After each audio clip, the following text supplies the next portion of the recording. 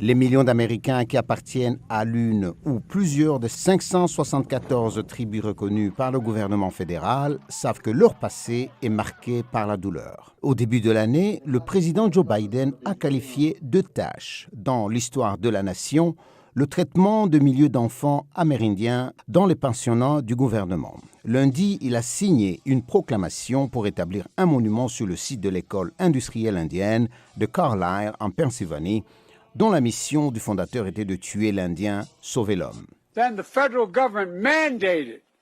Le gouvernement fédéral a mandaté le retrait d'enfants de leur famille et de leur tribu, lançant ce que l'on appelle l'ère des pensionnats indiens fédéraux sur une période de 150 ans. 150 ans, du début des années 1800 à 1970, l'un des chapitres les plus horribles de l'histoire américaine. Nous devrions avoir honte.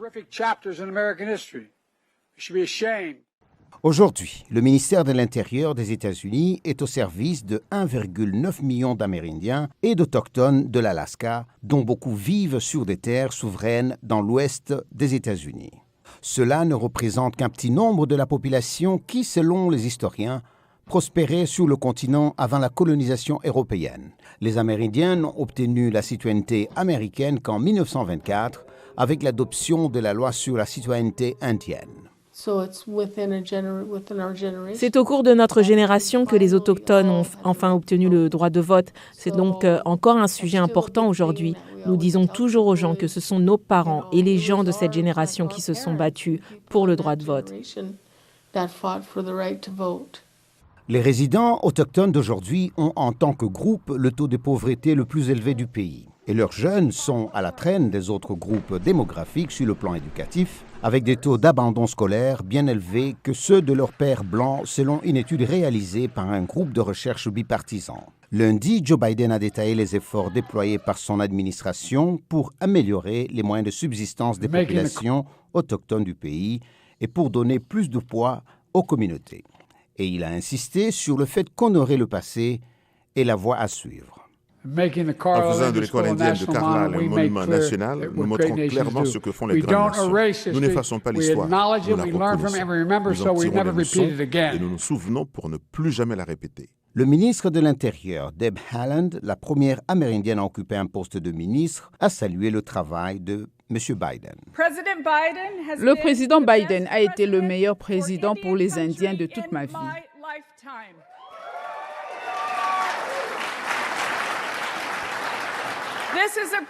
C'est un président et une administration qui voient vraiment les peuples indigènes et qui ont travaillé sans relâche pour résoudre les problèmes des zones indiennes qui ont longtemps été sous-financées ou carrément ignorées.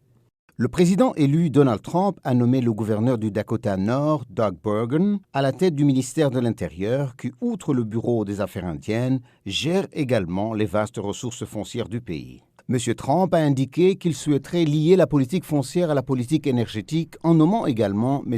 Burgum au poste de tsar de l'énergie de la Maison-Blanche.